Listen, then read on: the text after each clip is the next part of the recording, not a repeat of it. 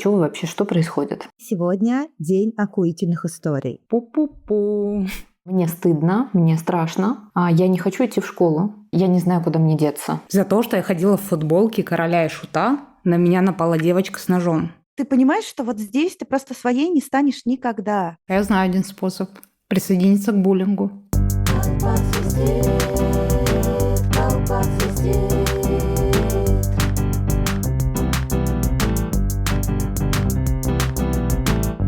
Привет-привет. Всем привет! Это «Колпак свистит» – подкаст о ментальном здоровье. Здесь я, Наташа Соболева. И я, Катя Анакой. Здесь мы говорим о том, что мы чувствуем, о чем думаем и о чем переживаем. И сегодня день охуительных историй. Пу-пу-пу. Их на самом деле у меня очень много, но я расскажу одну конкретную, потому что думаю о ней примерно раз в неделю. Это моя личная Римская империя. Мне было лет 8, и я была из очень бедной семьи. И однажды, я не знаю, как это произошло, мне купили модную, совершенно невероятно красивую дубленку. И вот я, значит, выхожу из дома, гордая, мне купили какую-то новую вещь. Сажусь в автобус, который вез нас в школу, это битком переполненный автобус с детьми. Я гордая доезжаю до школы, а всю дорогу все смеются. И я не могу понять, почему все смеются. Просто весь автобус ржет надо мной, и я не понимаю, почему. И когда я выхожу из автобуса, я понимаю, что все в меня тычут, продолжают ржать. И в итоге, когда я пришла в раздевалку, сняла эту красивущую дубленку, я увидела, что на ней прям на всей спине харчок очень смачный и ужасный. И я думаю, вот это совершил какой-то абсолютный подонок, мразь, но мне 38 лет, и я до сих пор помню эти 30 минут в автобусе как самый ужасный момент в своей жизни. Наташа, в этом выпуске еще много будет болезненных историй, в которых вы, может быть, узнаете себя и вспомните какие-то свои воспоминания. Всем, кто когда-либо сталкивался с буллингом и отвержением, посвящается. И как всегда, у нас свистит, у вас свистит. Ставьте чайник, мы начинаем.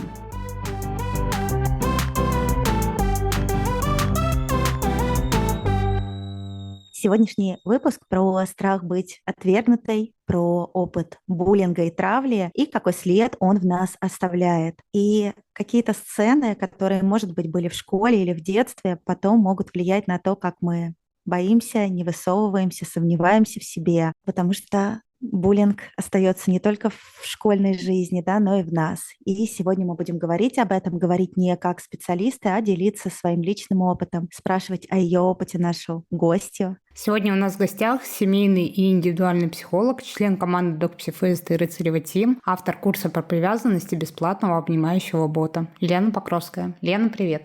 Привет. Привет, рада вас видеть. Лена, привет! Когда готовилась к этому выпуску, пересматривала твои соцсети, и меня поразило, что даже в заглавном посте о себе ты говоришь про то, что знаешь все про травму отвержения. И я подумала, что с гостью у нас точно попадание. Расскажи немножечко про то, почему это стало такой большой частью твоей идентичности.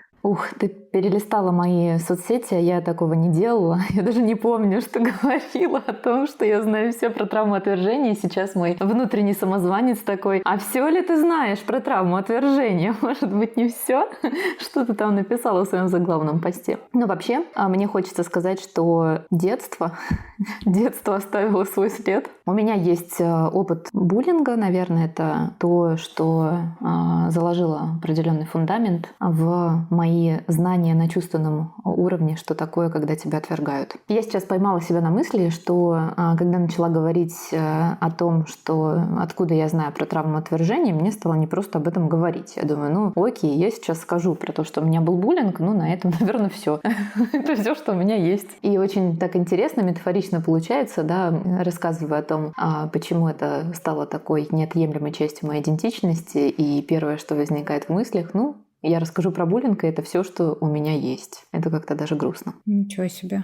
Ого, правда звучит грустно. Да, звучит грустно, и это точно не только это у тебя есть, да, но это есть тоже. И какие, может быть, сцены первыми вспоминаются, когда ты думаешь про буллинг, с которым ты столкнулась? У меня несколько таких сцен приходят в голову, и Что самое интересное, я знала, что я буду рассказывать про буллинг, и пыталась вспомнить, что там, какие детали я готова рассказать, какие не готова рассказать. Мне пришла мысль в голову о том, что я не помню деталей. Я помню девочек. Я помню, что это было 3 девочки, которые как-то меня дразнили. Но я не помню абсолютно, что они говорили. Ну, то есть, что вообще было. Я помню вот это жуткое ощущение того, что мне стыдно, мне страшно, я не хочу идти в школу. Я не знаю, куда мне деться. Да, вот сейчас я выйду, а я еще жила рядом со школой. Дом моей мамы был с одной стороны, дом бабушки с другой стороны, они очень далеко друг от друга живут. А там, где жила моя бабушка, рядом были сараи, за которыми дети ходили курить. Курилка такая. Курение вредит вашему здоровью. И эти девочки, они курили, ходили за эти сараи, которые были рядом с домом моей бабушки. И мне было страшно даже ходить от дома мамы к дому бабушки, даже вот потому что школа там была рядом. А почему страшно, непонятно. Ну, то есть я даже не помню, что они могли мне сделать. Да, они физически не трогали меня, да. А что такое говорили, что мне было так страшно. Кстати, я даже детали не помню. Я тут хочу тебя поддержать очень сильно, потому что, ну вот у меня тоже есть опыт и буллинга, и травли, и буквально сегодня у меня разблокировалось воспоминание, потому что в целом я как будто бы жила с этой мыслью, что, ну вот опыт есть, страх помню, но что конкретно было, я даже помню, что, ну, это была там конкретная девочка заводила, но что конкретно было, я не помню. И вот сегодня мы, когда на киноклубе говорили про вот это, когда ты не такой, как все, и тебя за это начинают там преследовать и так далее. И там одна девочка тоже делилась опытом из школы, и меня просто как кипятком облило, потому что я вспомнила, что за то, что я ходила в футболке Короля и Шута, на меня напала девочка с ножом. То есть я даже не помнила, что у нее был нож, я не помнила, что их было несколько. Ну, то есть вот я помнила, что что-то произошло страшное, но что я не помнила. Поэтому, Лена, я тебя очень понимаю, когда ты помнишь эти ощущения, просто вот этот какой-то ужасный страх, но ты даже не понимаешь, ну, не помнишь причину, почему, что и так далее. Поэтому, ну, это правда про какое-то больше про просто ощущение, что что-то ты помнишь, а деталей не помнишь. Это прям ужасно. А еще мне кажется, что в этом еще столько стыда. Я поняла, когда вспоминала какие-то свои сцены. Мне кажется, я такая самозванка в этой теме, потому что я думала про себя, ну вот такого прям жесткого буллинга не было в школе, мне было хорошо, у меня были друзья. И тем не менее, моя лучшая подруга жила в дворе, где меня очень жестоко дразнили. И мне кажется, буллинг оставляет такое ощущение, ну, что ты ничего не можешь с этим сделать. Там меня дразнили и говорили какие-то вещи, просто, например, про то, как я выгляжу, а ты ничего с этим не можешь сделать, у тебя вообще никакого контроля в этом нет. И ты понимаешь, что вот здесь ты просто своей не станешь никогда. И вот это ощущение, что у тебя вообще никаких рычагов контроля нет. Ты просто здесь лишняя. И, кажется, вот этот стыд, мне до сих пор, я подумала, что нет, я даже на подкасте не скажу то, как меня обзывали, потому что мне сейчас, взрослой Кате, стыдно это настолько глупые, абсурдные слова, но они такие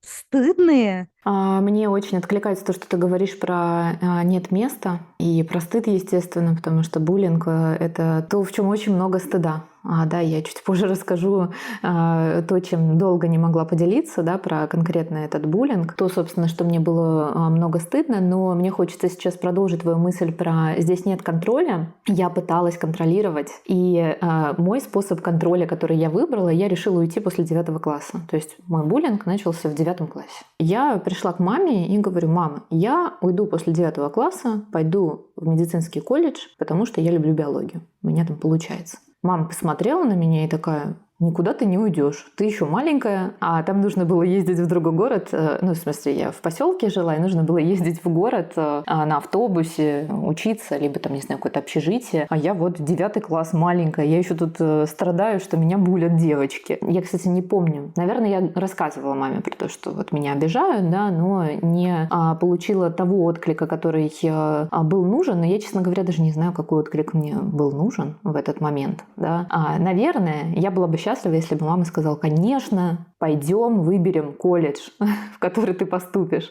Но сейчас, оборачиваясь назад, я рада, что все получилось так, как получилось, что я никуда не уехала учиться, хотя наверняка там тоже у меня были бы какие-то пути определенные, но то, как развернулась моя жизнь, мне нравится. Но на тот момент я хотела убежать, и в этом был мой контроль. Я поеду в другой город, где меня никто не знает, и буду строить новую идентичность себя. Вот все, меня никто не знает, и я сделаю новый образ, новое имя в кавычках, да, и меня больше никогда не будут обижать. Но это большая иллюзия. У меня сейчас...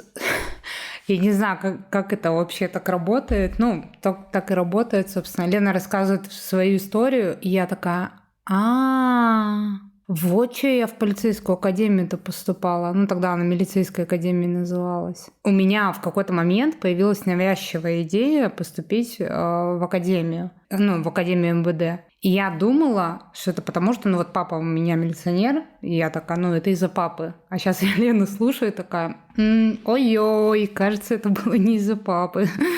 Представляете, просто вот какая-то тоже идея у Лены, да, контроля уехать. А у меня идея, что я буду в погонах и смогу сама себя защитить. Ну, кстати, да, Лен, ты говоришь, что это иллюзия, а на самом деле мне кажется, что в этом много здравого. Ну вот я сейчас про себя думаю, если бы мой ребенок пришел ко мне с тем, что его травят, и сказал, что ему невыносимо быть, например, в этой школе, я бы сделала все возможное, чтобы изменить школу, потому что травят людей. Это правда какой-то набор трагических случайностей, которые сошлись вот в этом контексте, которые не остановили ответственные взрослые и которые набрали по инерции свою силу. Да, вот что такое травля. Это не имело ничего общего с тобой, как с тобой. И действительно, где вот эти неудачные случайности таким образом не сошлись, правда, могло бы быть и лучше. Но я так понимаю, что ты все-таки осталась, да, в школе. Как это все развивалось? Сошло ли на нет? Вообще мне хочется сказать здесь о том, что я даже не понимаю, в какой момент и почему это началось. Да? Ну, то есть там предыстория, наверное, начало, продолжение, да, набор оборотов и кульминация, да, и как это завершилось. 9 класс, я дружу с девочкой. Сейчас будет самораскрытие, про которое мне стыдно говорить, но я уже где-то упоминала, поэтому уже не так стыдно, хотя все равно немножко стыдно. 9 класс, я дружу с девочкой из 5 класса. Просто во дворе, в одном дворе играли. Мы играли в «Зачарованных». Не знаю, знаете такую игру, не знаете, но в общем, когда ты играешь в героев одноименного сериала, я была Пайпер. И вот мы дружили, в какой-то момент она перестает со мной общаться, перестает со мной дружить. Я не понимаю, почему, такое случается, люди перестают дружить друг с другом, да. Я там порастраивалась какое-то время, но в целом у меня были и другие подруги. И потом начинается вот этот 9 класс, между 8 и 9 было, школа, и вот начинаются какие-то придирки ее одноклассниц. То есть это были девочки из 5 класса. Я была в 9, они были в 5. И на переменках они, как-то что-то мне говорили. Это было что-то обидное. И мои одноклассники вполне, скорее всего, это видели, я не знаю. То есть наверное, у меня была какая-то диссоциация от всего. Я старалась куда-то спрятаться, наверное, поэтому и вот этот момент с тем, чтобы убежать, поступить после 9 в колледж, и появилась такая идея. И это продолжалось, собственно, весь 9 класс. На переменках возле этих сараев они что-то мне говорили. Это было очень непонятно. Я их вообще не знала до этого, кто они такие, не понимала и почему они ко мне пристают. Но у меня не было даже мысли спросить, а что вы вообще, что происходит? Да, потому что я себя чувствовала слабее, чем девочки из 5 класса. Мне было страшно. Весь 9 класс это происходило. Я ушла на каникулы в 10. Я не помню, чего там происходило летом, именно с этими девочками. Я пытаюсь вспомнить, когда это было. Да, 10 класс я еще училась в школе и испытывала какие-то придирки этих девочек. То есть 2 года. Это было 2 года буллинга от младшеклашек. Это ужас какой-то. Я сейчас говорю это, и какая-то часть меня такая: это же странно. И они маленькие.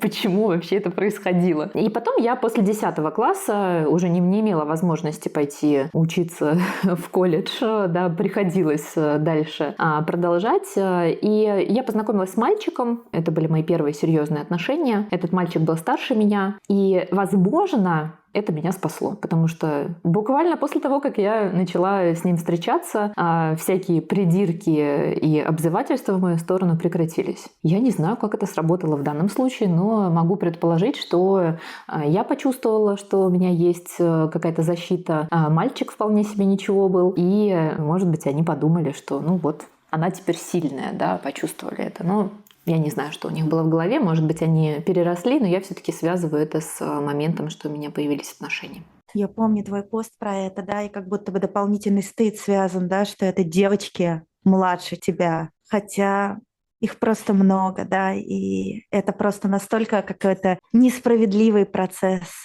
процесс, который невозможно решить через какую-то логику. Вот очень жаль ту Лену, которая боялась идти в школу, боялась идти от мамы к бабушке. Ух. И, кстати, про младших я даже не могу, как будто бы мне стыдно назвать это буллингом, потому что ничего же такого не было, никакого серьезного ущерба мне это как будто бы не нанесло. Это было во дворе моей лучшей подруги, и там тоже были дети. Кто-то из них был мой ровесник из параллельного класса, например, а кто-то младший, как будто они все подхватывали и говорили хором. И как будто мне просто надо было не быть Катей, не быть той девочкой, которой я являлась, чтобы как-то приспособиться и стать там своей. Я просто заходила домой за своей близкой подружкой, и они там говорили свои обзывательства, и я понимала, что я просто никогда не впишусь. Со своей внешностью, с тем, что я хорошо учусь, с тем, что я, не знаю, просто да, из другого двора. Непонятно. Катя, ты сейчас рассказываешь и говоришь, что ну, какой-то такой самозванец у тебя по поводу буллинга возникает, и ты рассказываешь, и у меня аж мурашки по коже, что я не впишусь, я из другого двора, не той внешности, и они вот меня задирают, и я думаю, ну так это же буллинг. Это прям вот самый что ни на есть буллинг. Я вообще, более того, могу сказать, что я недавно это поняла. Вот про другой двор, я не знаю, может, и попозже про это расскажу. У нас это вообще, конечно, ну, прям войны были между детьми. Вот. А про вот то, что ты, Катя, описываешь, ну и вообще, да, это про то, что группа, ну это же группа людей, да, пусть это дети, и то, что вот ты, Лен, да, что они, пусть они младше, пусть они там не совсем знакомые тебе и так далее, но это группа людей, которые нападают разными проявлениями на одного человека. И я тут недавно поймала себя, знаете, на какой мысли? Что вот помните фильм «Чучело» с Кристиной Орбакайте? Совершенно ужасный фильм, ну вот с точки зрения, да, я прям помню, как я сопереживала ее героине. Но знаете, что поняла? Что из-за этого фильма как будто бы целое поколение очень долгое время считало Кристину Орбакайте некрасивой. Хотя вообще-то она очень красивая. И я когда это осознала, я подумала, боже мой. Ну, то есть вот настолько влияет эта сила толпы, что ты в какой-то момент такой, ну, в целом, да, какая-то своеобразная у нее внешность. И, ну, я прям себя на этой мысли поймала. Я думаю, боже, как сильно вот это вот состояние страха перед толпой влияет на нас. Просто ужасно. Я никогда не смотрела на это с этой точки зрения через фильм, но с детства помню, что в моей голове было, что Кристина Орбакайте некрасивая. Я не знаю откуда, ну то есть это просто общество дает такую информацию. А сейчас я смотрю на нее и думаю, какая красотка невероятная. И в это правда веришь, даже если это не толпа. Лен, вот ты начала про отношения, я в 9 классе тоже начала встречаться с мальчиком. Этот мальчик, он был на класс старше, и он в школе был очень популярный, такой первый парень на деревне. И у нас были дискотеки в нашем маленьком городе. Я помню, как девочки, которым, может быть, он нравился, они тоже учились в его параллели, то есть постарше меня, в туалете, так, чтобы я слышала, говорили, ой, Илюшина девочка, такой страшненькую он выбрал, ой, это Илюшина девочка такая ушастая. И я вот помню свое состояние из серии «А в чем они неправы?» В чем они неправы? Они говорили, ой, наверное, она распущенные волосы носит, потому что она такая ушастая. И я смотрела на них и думала, ну, действительно, да, эти девочки красивые, почему Илюша выбрал такую некрасивую девочку? И это была какая-то полнейшая капитуляция. У тебя даже не возникает, я даже сейчас не называю это буллингом, потому что вот изнутри тогда той мне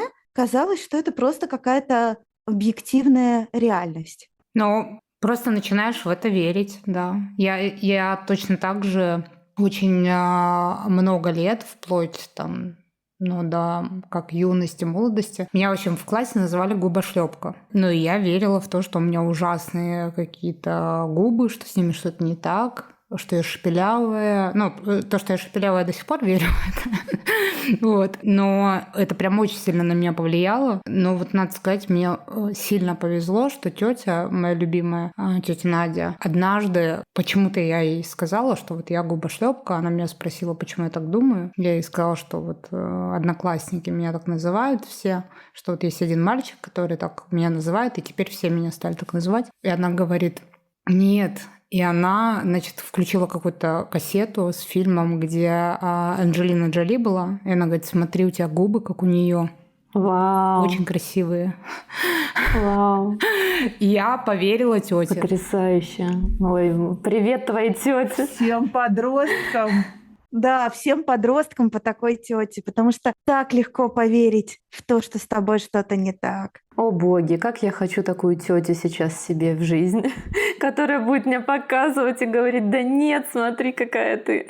Поэтому, ну, я, Катя, очень понимаю, это, ну, правда, начинаешь в это верить, действительно. Продолжаешь верить, такой, типа, ну, да. Сейчас, Наташа, ты говорила про внешность, да, как тебе говорили, ты поверила. И я вдруг вспомнила, ну, я это знала, это не то, что я вытеснила, да, просто прямо сейчас вспомнила, что я... И вообще-то я рассказываю про опыт буллинга, как девочки в 9 классе были жестоки ко мне по непонятным причинам. А вообще-то у меня был буллинг и в других периодах моей жизни, и от более близких людей. И сейчас мне хочется поделиться такой историей про себя, что вообще-то мой отчим, моя мама была замужем не за моим папой, а мой отчим систематически комментировал какие-то мои действия или мою внешность. Это было еще до 9 класса, там, средняя школа. Про внешность он мне говорил о том, что у меня большие губы. И я на тот момент прям комплексовала по этому поводу, про большие губы. А сейчас мне смешно и страшно, потому что, ну, нельзя так комментировать детей, да, но у меня тут двойственная история. Моя мама мне всегда говорила, что я красивая. Поэтому я верю, что я красивая. Меня это спасло, спасибо, мам. Но вот эти истории про то, что отчим периодически комментировал, ну, по сути, это такой мой первый опыт буллинга, но только не в школе, а в семье. У меня отчим тоже постоянно комментировал мою походку. Я в подростковом возрасте была худая, и он говорил: вот у Кати подружки такие, вот Аллочка такая складная, а Катя у нас палка с волосами. Вот эта палка с волосами. И сейчас я думаю, когда, Лен, ты говоришь, Наташа говорила про губы. Казалось бы, да, пухлые губы — это что-то сейчас считающееся конвенционально красивым. Как будто бы худоба — это что-то тоже там считающееся конвенционально красивым. Но когда ты подросток, как будто в это игольное ушко ты нигде не проходишь. Пухлые у тебя губы или узкие, худые у тебя ноги или не худые, да, ты все равно можешь огрести за что угодно и поверить, что с тобой что-то не так. А я долгое время не воспринимала даже это как буллинг. Вот мы там в выпуске с Дашей Сучилиной шутили, у нас вырезанный кусочек получился про бабуллинг. Вот, и я к этому никогда так не относилась. Ну, то есть я такая просто... Меня бабушка не любила. За что? Непонятно, но просто не любила. Вот. А сейчас я слушаю ваши истории, понимаю, что в целом-то как бы это, ну, такой вообще-то серьезный буллинг был про то, что там я некрасивая, и про то, что я какая-то не такая несуразная. И к нему очень часто подключался один из братьев моей мамы, дядя. Значит, все у нас были прекрасные, там, Коля замечательный, Даша замечательная, а я какая-то не такая. И вот эту мысль, что я какая-то не такая, я же ее вообще, ну, всю жизнь и несла с собой, собственно, что я правда какая-то не такая, что-то со мной не так, раз все вокруг говорят. Ну, то есть я к тому, что как будто бы не очевидно, когда мы говорим про буллинг или про травлю, как будто вообще не очевидно, как часто это происходит внутри семьи. Ну, я по себе могу сказать, что я привыкла, что это что-то в школе происходящее, во дворе, еще где-то, но не дома. Типа дома, но они просто говорят правду. Вот так вот ты воспринимаешь это, то есть ты не смотришь на это как на буллинг. А тем временем, ну, это как бы люди, которые должны, ну, условно защищать, наоборот, да, а они буллят жестко. Вот. Как-то я не думала об этом раньше. Ну да, наверное, в семье просто это другие немножко процессы, которые, возможно, еще более ранние и делающие нас более уязвимыми для буллинга. Просто процессы другие, но те установки, которые мы берем о себе, они, вот как Лена сказала, что мама закладывала, что ты красивая. И если это перевешивает, да, что для ребенка даже, что ты толстая, становится как приятно.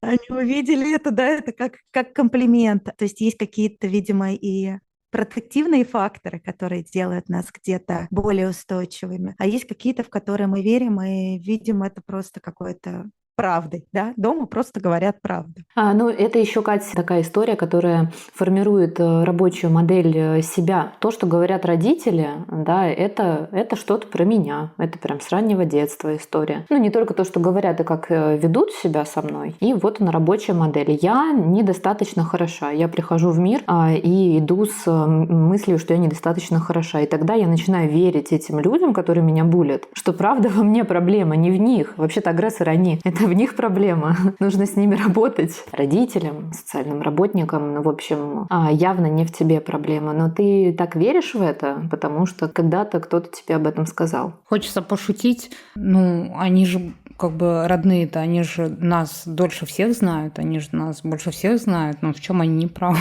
Они все про нас знают. Ужас. Да.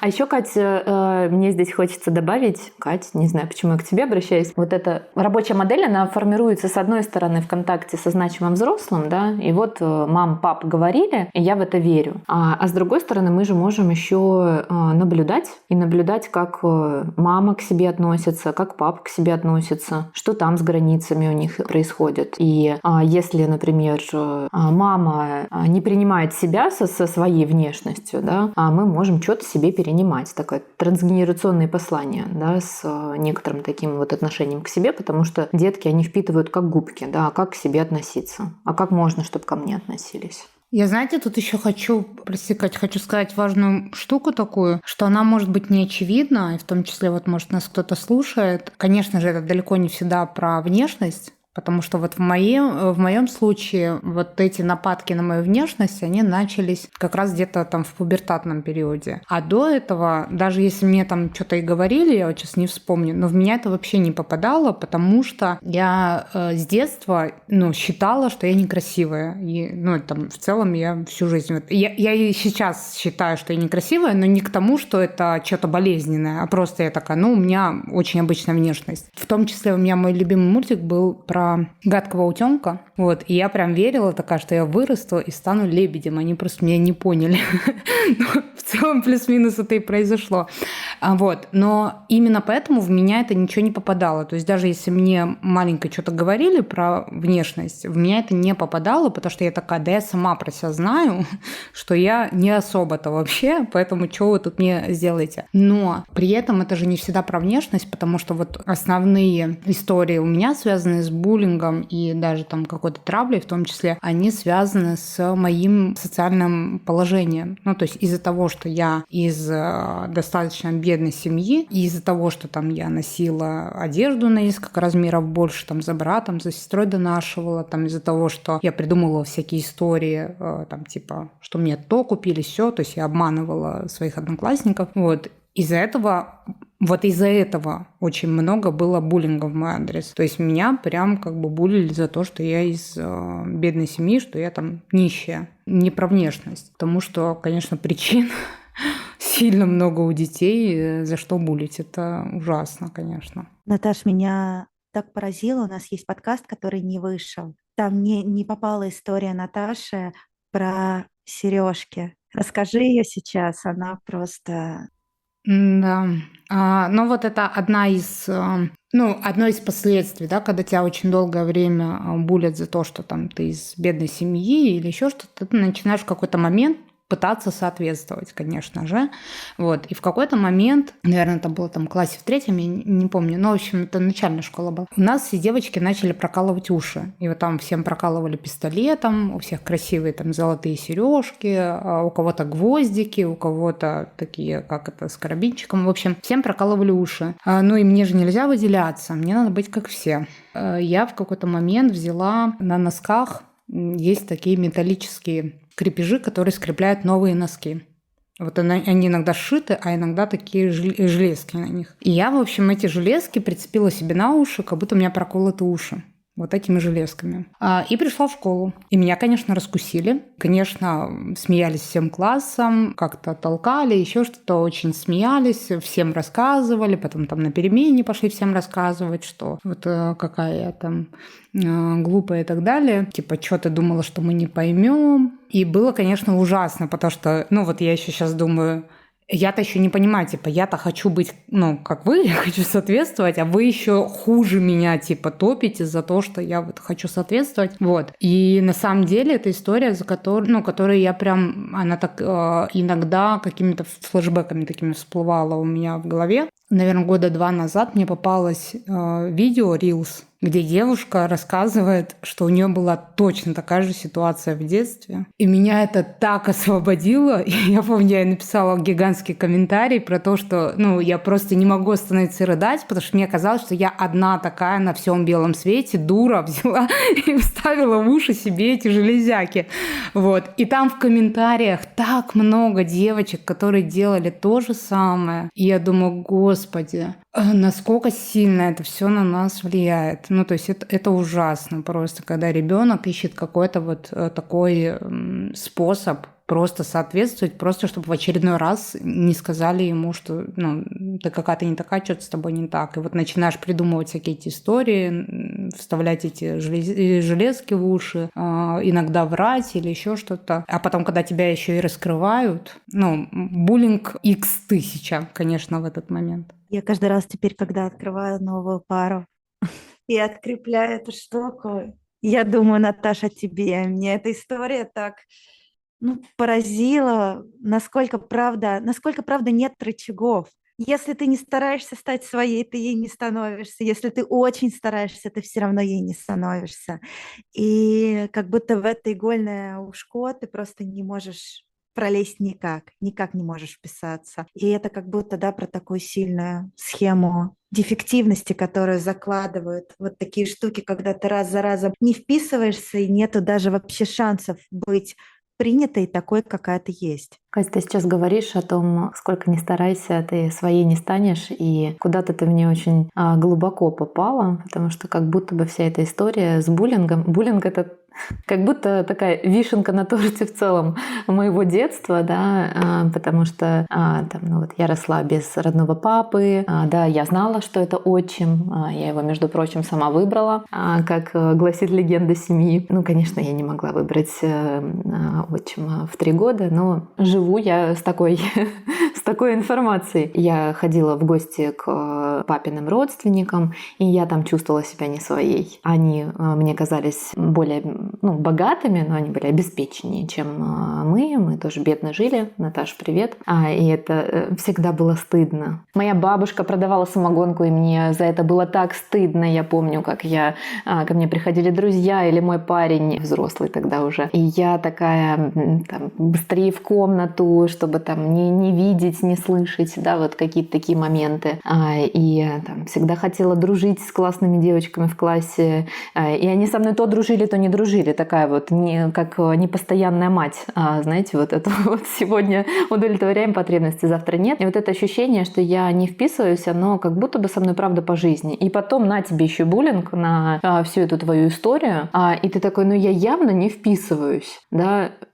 Пятиклашки сейчас меня булят, что вообще происходит, мне надо отсюда сбежать. Угу. Знаете, я все-таки знаю один способ. Прозвучало, да, своим ты никогда не станешь. А я знаю один способ присоединиться к буллингу. И я в какой-то момент перешла на эту сторону. Ну, то есть вот когда ты понимаешь вот это бессилие уже, что ты уже ничего не можешь сделать, и что ты устаешь, что тебя высмеивают. Я вот, Лен, ты говоришь про самогонку, я вспоминаю, там был тоже момент. Ну, там в деревне все продавали какой-то алкоголь, там из-под полы, еще что-то, и я тоже этого стыдилась. Ну, и не только этого, там много чего. И в какой-то момент, когда ты понимаешь, что уже как бы в целом практически весь класс против тебя. И вот у меня в один из годов была история, что меня еще одну девочку булили. И она тоже была из бедной семьи, то есть вот нас по этому признаку булили. И я такая, ну в целом я могу присоединиться. И я к ним присоединилась. И меня перестали булить на какое-то время. Потом, правда, выяснилось, что я с этой девочкой после уроков продолжаю дружить. Я, конечно, там ходила и извинялась перед ней и говорила, что я это делаю, чтобы они от нас, от обеих отстали. Ну, какие-то такие тоже истории там рассказывала. Вот, ну. К тому, что вот это желание быть своей, оно в какой-то момент, конечно, настолько захлестывает, что ты уже просто примыкаешь к этому буллингу. А как это у тебя прекратилось, Наташ? Как-то из-за того, что я не могла не дружить с этой девочкой. Ну, то есть мы с ней общались, и вот там раз... Ну, то есть это не было длительно, там, не знаю, может быть, неделю я вот так вот попрактиковала этот буллинг, а потом подумала, что... Я не помню, как именно, но я подумала, что это что-то ужасное. Наверное, просто я понимала по себе, насколько ей от этого плохо, и что вот уже весь класс, скорее всего, какая-то там черта, может, была пройдена. Не помню, но что-то произошло, что меня прям такое, типа, что я творю, что я делаю, и вот я с ней снова стала прилюдно, так скажем, дружить. То есть я не прекращала с ней дружить, но вот тут я стала прилюдно с ней дружить. Я хочу, Наташ, поблагодарить тебя за этот пример. Мне кажется, он очень уязвимый, да, потому что вообще-то говорить о том, что меня булили, мне кажется, проще, чем говорить о том, что я вообще-то примкнула к буллингу. Да? Все жалеют людей, которых булили. Да, на классную тему меня позвали, спасибо. Вот. Но сказать о том, что вообще-то я спасалась таким образом, и в большинстве своем буллинг с той стороны, то есть со стороны тех, кто булит, он не на пустом месте возникает. Эти люди действительно часто сами подвергаются разным неприятным штукам, как правило, со стороны своих родителей, да, в небезопасных условиях находятся. Это, конечно, не оправдывает действия, но это к тому, что действительно многое происходит из боли. Интересно, я тут как раз записала как одну из тем про наши стратегии, как вы справлялись с этим. И как будто, да, мы перешли к этой теме. Лена, расскажешь, у тебя тоже был опыт, когда ты примыкала к буллингу? Нет, у меня такого опыта не было. Я не примыкала к буллингу. Я была свидетелем буллинга. У нас в классе была девочка, которую за внешность буллили. За внешность, запах, в общем, за разное. Мне все время было так горько смотреть на это. Я выбирала всегда позицию, что я ничего не делаю. И потом я вспоминала неоднократно эту девочку и думала о том, что, я себя ругаю за то, что я ничего не делала. У меня сейчас такая стратегия, то есть это, не знаю, может быть, такой вопрос дальше будет, как повлияло, да. Вообще-то опыт буллинга воспитал во мне мать драконов, которая за других горой. Я, если вижу, что к кому-то несправедливо, я просто готова, я не знаю, из каких ресурсов, в общем, сделать все для того, чтобы справедливость восторжествовала, но не к себе. Если кто-то обижает меня, я снова та слабая маленькая Лена, которую булили в 9 классе. Но тогда я еще не могла этого делать. И вот эту девочку булили, я смотрела на это и просто молчала.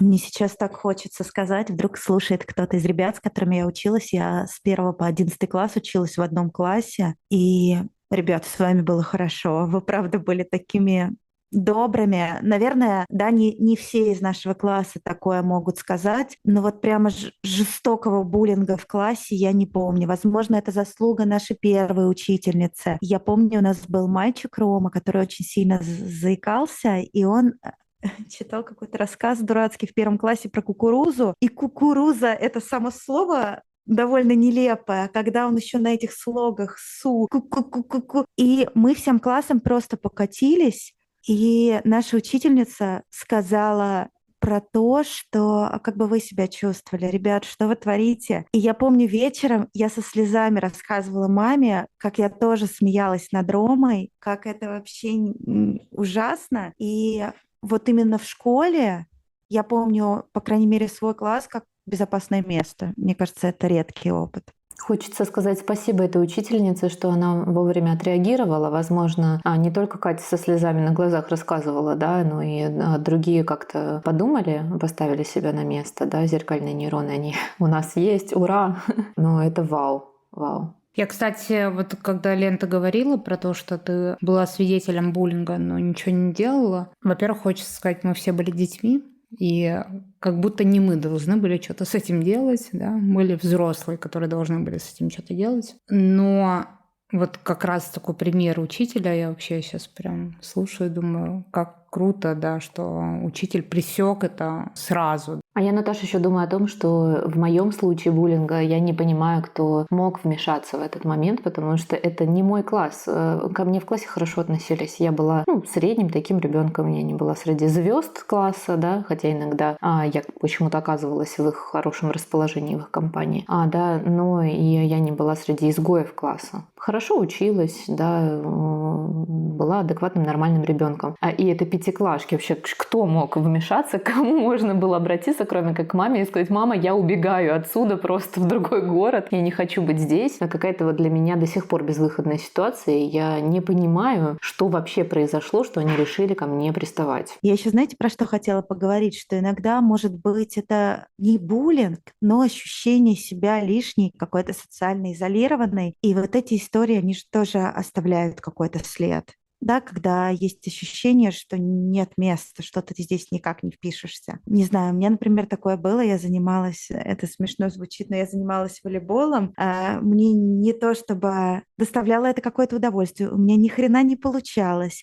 Мой отчим еще работал в школе Олимпийского резерва там администратором, и меня на лето отправляли на волейбольные смены, где были девочки из школы Олимпийского резерва. Видимо, чтобы я еще больше ничем себя почувствовала, потому что я не могла вывозить. Я попадала в изолятор с температурой 34, потому что я не могла такие тренировки вывозить. Я была книжной девочкой, я не получалось так играть в волейбол. И вот это ощущение, что ты сюда никак не впишешься, что даже если ты будешь стараться, тебе всеми стараниями не дастся то, что дается тем, да, у кого это просто получается. И когда я попала в секцию легкой атлетики, где у меня не то, чтобы я как-то классно бегала, но это мне настолько лучше, чем волейбол получалось. Просто как-то получалось, что я настолько привержена была этому. Я настолько почувствовала, каково это, когда у тебя что-то получается, и ты не исключена из этого. А про что я хотела сказать? Про то, что вот этот опыт, что ты не вписываешься, вот у меня он в разных таких сообществах был. К счастью, не в школе. В школе мне было хорошо, но в каких-то других. Что ты не можешь вписаться. Во взрослом возрасте я это тоже периодически испытывала. Он как будто бы оставил во мне след, такую стратегию не претендовать. Даже не претендуй, как ты здесь вписаться. Тебе здесь нет места просто по умолчанию. Поэтому ни на что не рассчитывай, тебе будет спокойнее. Такая капитуляция преждевременная. Это ощущение, у меня это такое, типа, вот я странная, какая-то не такая, не к месту, что ли. Но вот я осознаю, насколько сильно мне повезло, что я где-то все равно так или иначе находила какие-то места, где всем плевать было, что ты не такая, как все, потому что, все в этом месте не такие, как все. Вот. Такие типа сообщества белых ворон. Например, все в школе ненавидели лыжи, а я обожала лыжи. Мне повезло с учителем. Вообще, мне кажется, всю жизнь буду помнить Анатолий Алексеевич. Он прям влюбил меня в лыжи, занимался со мной. То есть вот у него было такое, что если ты любишь лыжи, я вообще все для тебя сделаю, достану самые лучшие лыжи, будем тренироваться, будем ездить. И там скорее такое было равнодушие в адрес всех остальных ребят. Типа, играйте в баскетбол, мы поехали на лыжах кататься. Вот, и мы могли на уроке поехать, типа, там втроем. Я, еще мой одноклассник и Анатолий Алексеевич поехать на лыжах. И это как будто нормализовывало. Типа, все ненавидят лыжи, я люблю, но вот находятся еще люди, которые любят. Или там вот в школе, где было очень много буллинга, я в какой-то момент случайно там узнала, что какой-то кружок шитья. И я такая туда, в этот кружок шитья прихожу, а там все сидят шьют. И всем плевать, кто ты, как ты выглядишь, там, не знаю, из какой-то семьи. Вообще всем наплевать, все просто сидят и шьют. И я такая, прикольно, буду сюда ходить. И я туда ходила. Как-то вот я попадала в такие очень-очень маленькие сообщества, где все были не такие, как все, и всем было плевать, что ты не такой, как все. Никто даже не разговаривал особо, там ничего. Вот ты, Катя, когда про волейбол рассказывала, я прям вспомнила, господи, как я ненавижу волейбол. Я очень боялась мяча. У меня никогда в жизни не получалось вот эту вот подачу сделать. Ну, то есть мне то сил не хватало, то я мимо мяча, то еще что-то, просто ненавижу. Вот. Но при этом я очень любила баскетбол. И я в баскетбольной секции участвовала. То есть вот как-то мне везло. И я сейчас еще вспомнила в 9 классе, не в 9, как раз в 8, в общем, вот класс, где самый сильный буллинг был. И кто-то, я даже не помню, почему это так произошло. В общем, мне как-то так повезло, что летом перед переходом в другую школу, что ли, меня единственный раз за всю там, мою школу меня отправили в лагерь. И меня отправили в лагерь математический. Я обожала математику. И я в классе тоже очень выделялась, типа вот эта вот умная девочка, которая никому не дает списывать, все время говорит, давай я тебе объясню. Я была вот такой. Вот. И меня отправили в этот лагерь, и я туда приезжаю, а там все такие. Я такая, кайф. Там все ребята, которым интересна математика, которые там загоняются, читают, вычисляют. Значит, у нас там прям большой курс по теории вероятности был. И вот мы сидим, все такие задроты. Но самое классное, что я приезжаю в этот лагерь, первое, кого я вижу, девочку в футболке Короля и Шута. Я такая... Вау! Я здесь да? Своя. Да. И вот просто этот опыт как-то меня поддерживал.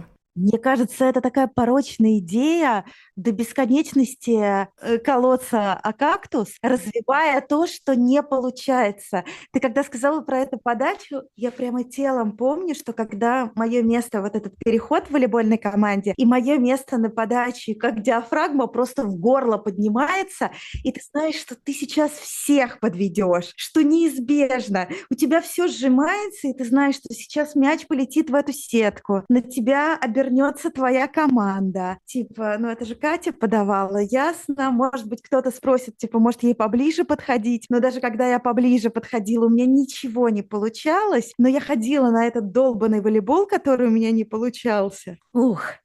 Да, и при этом я уверена тоже, что если меня в лагерь с какими-то задротами отправили, которые любят литературу, математику и вот это все, мне бы там было прекрасно. У меня сейчас каждая клеточка тела откликнулась на то, что вы говорили, потому что, о боги, сейчас все заметят, что я здесь вообще не алё. Сейчас что-то будет. Это очень страшно. У меня до сих пор, признаюсь честно, до сих пор мне иногда кажется, сейчас все заметят, что я не алё. Я думаю, что это последствия этого детского опыта. И не знаю, у всех ли такое, или только у тех, кто с буллингом сталкивался. Лена, а где у тебя во взрослом возрасте это возникает? Вот это ощущение, что сейчас все заметят. Да везде. Мне сейчас нужно для сертификации записывать свою работу с парами, показывать супервизору, после чего она выберет те фрагменты, которые считает хорошими. Ну, во-первых, там поймет, что я на протяжении долгого времени хорошо работаю, показываю хорошую работу, и мы покажем сертификационной комиссии. И я так прокрастинирую с этой задачей, и вы бы знали. Ну, я думаю, что сейчас многие эфтотерапевты, которые идут этот путь, прям прочувствуют и откликнутся, да, потому что ты такой, ну, одно дело, когда я с вами 1 на 2, да, а другое дело показать это кому-то покруче, чем я. Она же скажет, Лена, ты не имеешь права называться семейным психологом и эфтотерапевтом. Давай-ка ты еще поучишься. Да, это такое очень, очень триггерное. Но так во многих местах. Там, Катя, когда ты меня позвала выступить на Док-Психфесте, я такая, ну, она что-то перепутала.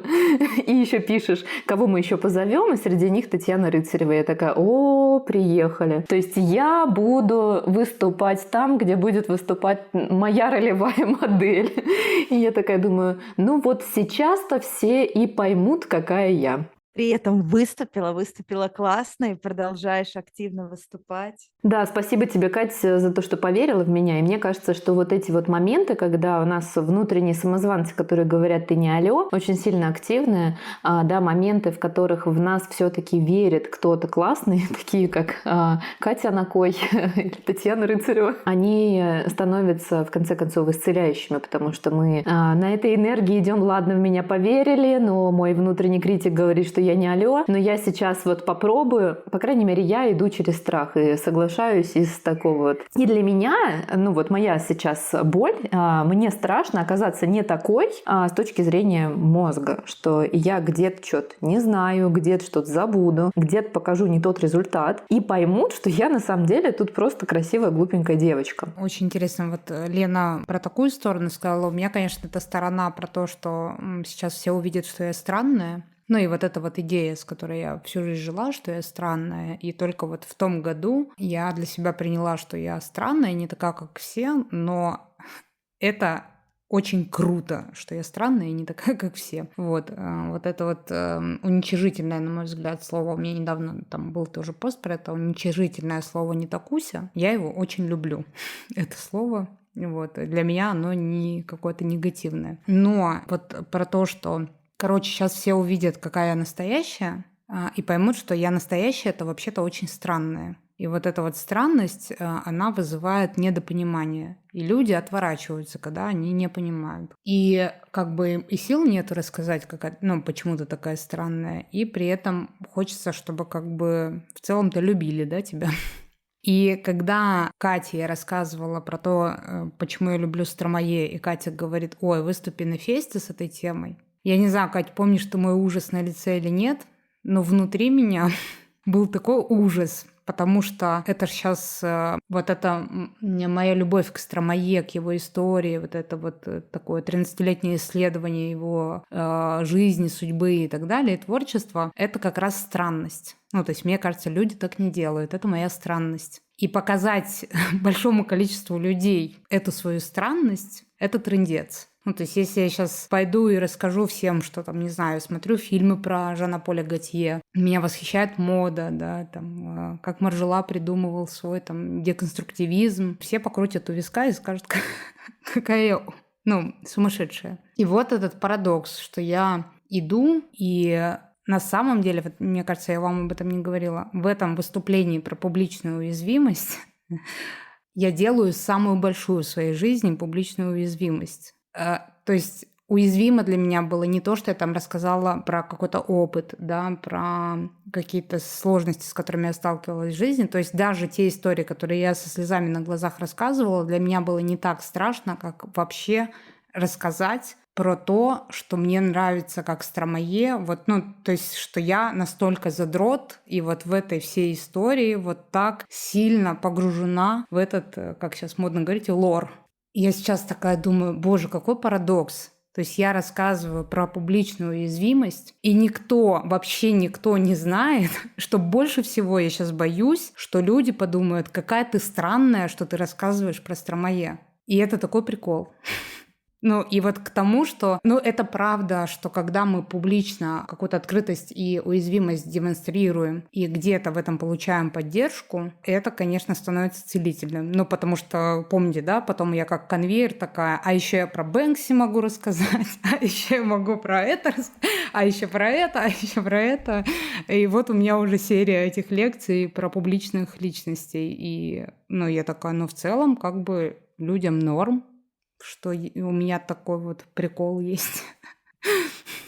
А мне хочется здесь еще вспомнить мем с коровой в море «I'm cringe, but I'm free». И вообще вот эта история, да, разрешить себе быть кринжовым, да, признать, что это часть меня, это вообще-то освобождает.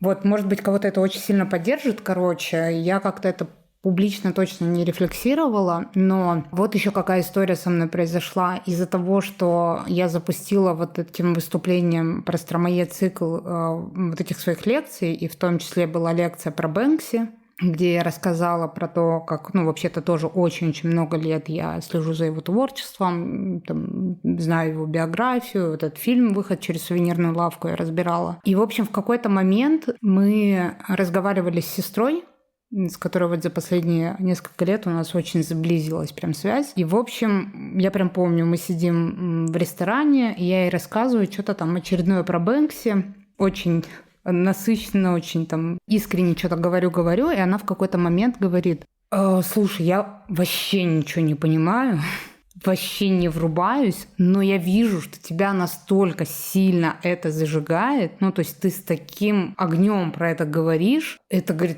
так круто. И потом, это было прям перед Новым годом, и на Новый год она дарит мне книгу с биографией Бэнкси и футболку с картиной Бэнкси. Я рыдала, конечно, просто до невозможности. Для меня это было про такое принятие от сестры, которого я никогда за всю свою жизнь не получала. И я поняла, что то, что я прятала, бог-то с ним ото всех, но от очень близкого человека, для нее на самом деле в этом очень много красоты. И я могу сказать, что именно та ситуация, тот разговор вот в этом ресторане очень сильно нас сблизил. Поэтому вот если вам кажется, что есть что-то, за что могут отвергнуть, 100% могут отвергнуть. 100%. Вы можете что-то рассказать, вас не примут, скажут как раз, какие вы странные или еще что-то. Но есть еще шанс, что кто-то очень важный для вас через это узнает что-то новое про вас. И это, наоборот, сблизит. Не факт, но так может быть. Я, Наташа, знаешь, про что хотела откликнуться в тему нашего сегодняшнего разговора? Что буллинг и отвержение мы так легко можем словить, даже если мы вообще не показываем себя, просто на ровном месте. И вот все наши истории, конечно, да, особенно детские, потому что там это разворачивается, да, легко, нет еще каких-то тормозов, сдерживающих факторов и возможности как-то себя защитить. Он про то, что он возникает вообще на ровном месте. И тогда у нас не выбор быть открытой, уязвимой, быть собой, быть отвергнутой. У нас просто, да, выбор быть собой или не быть собой. А отвергнутыми мы можем быть вообще в любом случае.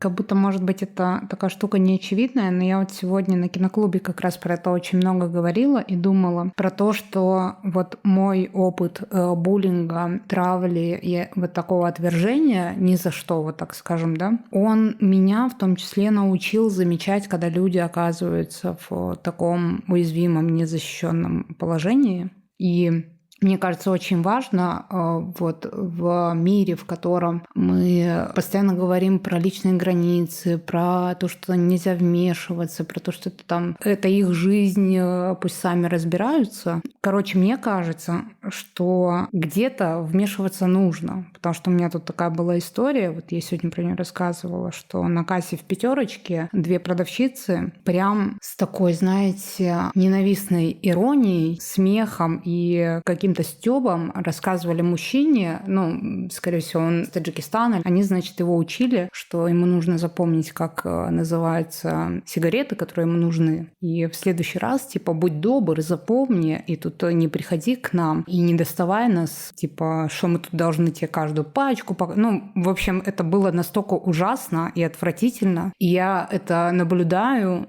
и я думаю, это просто так мерзко, это так просто противно. И в итоге я подошла к ним. Я долго думала, вмешаться или нет. И в итоге я подошла к ним и сказала, что то, что вы делаете, это отвратительно. И так делать нельзя. И это ужасно со стороны выглядит. И вы даже не представляете, как ужасно человеку может быть от этого. И потом, когда уже мужчина этот отошел, он прям уже отходил, и, в общем, я к ним подошла. И когда он отошел, я им сказала, что подумайте, стали ли вы себя так вести, если бы это был мужчина славянской внешности. Вот вы бы также с ним разговаривали?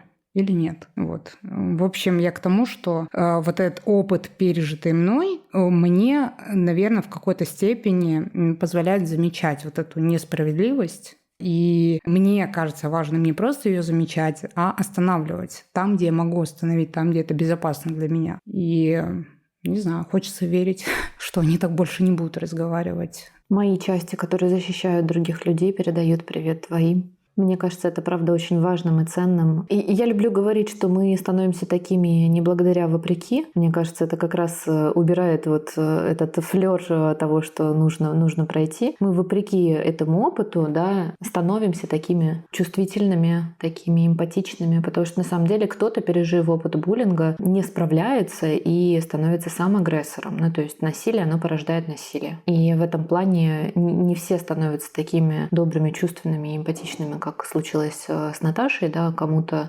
контекст разный, да, бывает, да, я здесь не хочу обвинять кого-то, но контекст может быть разный, вот, но вот Наташа, вопреки тому, что происходило, да, нашла эту дорожку чувствовать несправедливость, и мне кажется, здесь еще ценность, Наташа, твоя, это не только вот благодаря буллингу, да, мы вот чувствуем, но кто-то чувствует и выбирает другой путь, да, я не уверена, что я бы вступилась, да, потому что мне могло быть страшно, да, например, да, а может быть, тебе тоже было страшно, я не знаю, но это такая важная твоя ценность борьбы с этой несправедливостью. Да, короче, в завершении, знаете, что хочется сказать?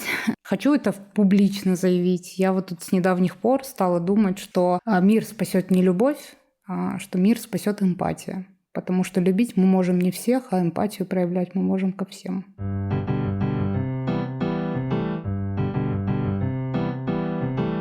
Спасибо, Лен, тебе. Катя, тебе спасибо за такой разговор. Очень классный, очень откровенный. Такой публичная уязвимость прямо у нас сегодня, как и всегда. И спасибо всем, кто слушает наши выпуски. Если вам захочется поделиться чем-то личным, что-то про себя рассказать или обратной связью, вы можете это сделать под постом-анонсом на нашем канале. Ну и, конечно, слушайте другие наши выпуски на Яндексе, на Apple Podcast. Ставьте нам сердечки, звездочки, оставляйте обратную связь. И помните, что мы здесь, чтобы напомнить себе и вам, что никто не один.